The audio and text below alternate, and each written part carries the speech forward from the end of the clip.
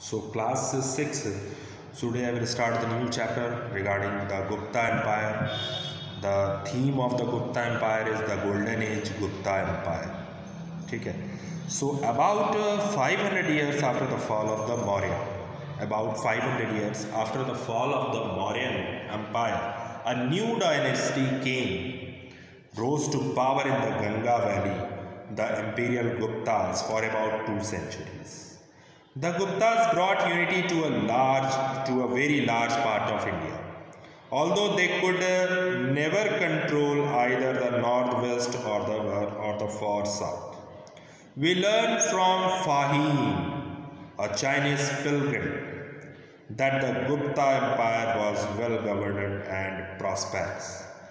These gave a spur to trade, and the development of commerce in turn encouraged the growth of knowledge, literature and art.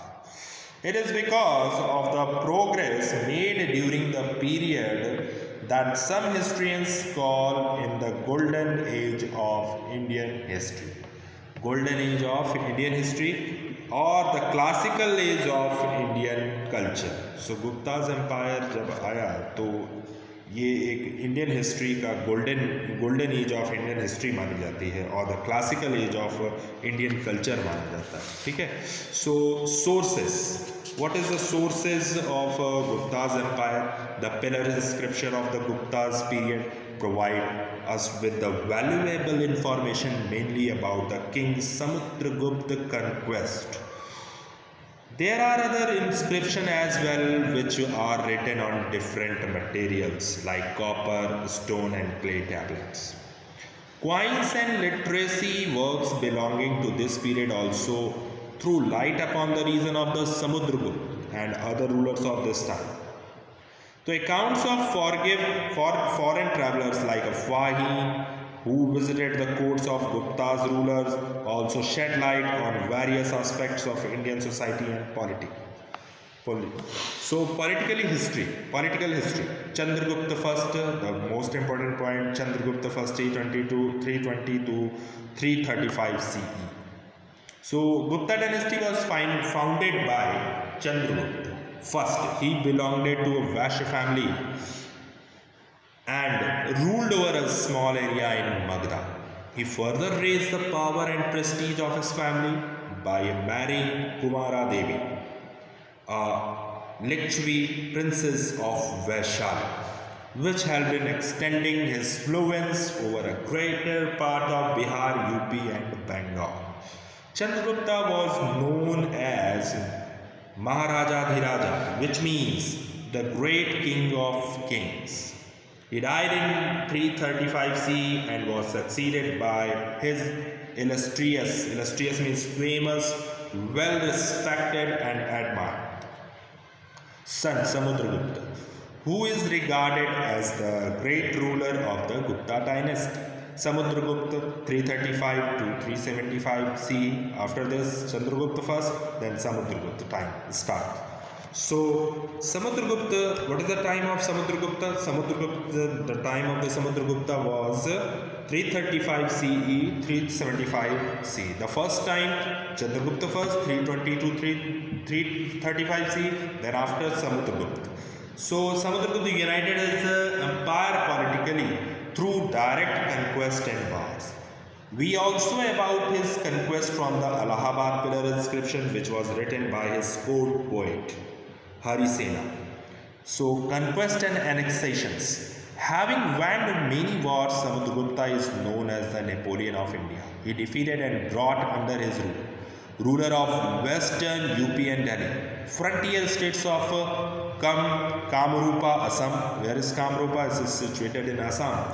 Bengal in the east and Punjab in the west. Forest tribes of the Vindhya region. Next, he turned his attention towards the rulers of Eastern Deccan who had formed of confederacy. Confederacy means union of states against him and defeated them. However, he did not try to annex these territories but forced them to respect his sovereignty and pay him a heavy annual tribute. He maintained friendly relations with the neighboring Shaka and Koshana rulers. Harisena is court poet, wrote in the praise of Samudragupta that he fought battles all over the India and performed an Ashwamedha Yajna or horse sacrifice. Samudragupta was an excellent warrior, a capable ruler and scholar, a musician and a poet. He was tolerant of the Buddhist and Jain faiths and a very great patron of fine arts. He was an accomplished veena player, veena musical instrument. He issued 8 types of golden coins. Samudragupta has issued 8 types of golden coins. This was the biggest achievement at the time of Samudragupta. Chandragupta II, 375 to 414 CE. Chandragupta II succeeded his father Samudragupta to the throne in 375 CE. He also known as Vikramaditya. The second name of Chandragupta II is named Vikramaditya, which means as powerful as the sun.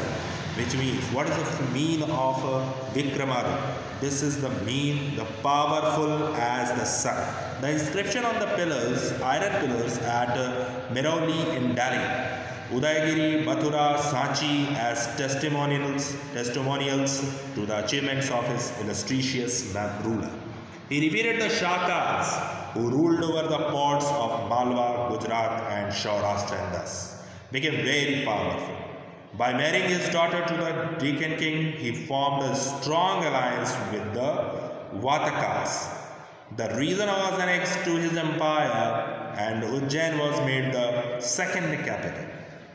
He also fought and defeated the ruler of Bengal. He was given the title of Sakari or destroyer of the Shakas. In spite of his many military achievements, Chandragupta II is better remembered for his rich cultural contributions. So he was a great patron of art and architecture. His court was adorned with 9 gems and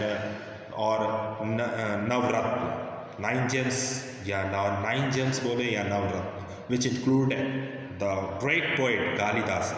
He was a wise and just ruler who worked for the welfare of his subjects. The Chinese pilgrim Fa Hin, who visited India during Chandragupta region, speak in glowing terms about him. So next point, tomorrow I will start the next point, Kumar Gupta and Skand Gupta. Clear? Thank you.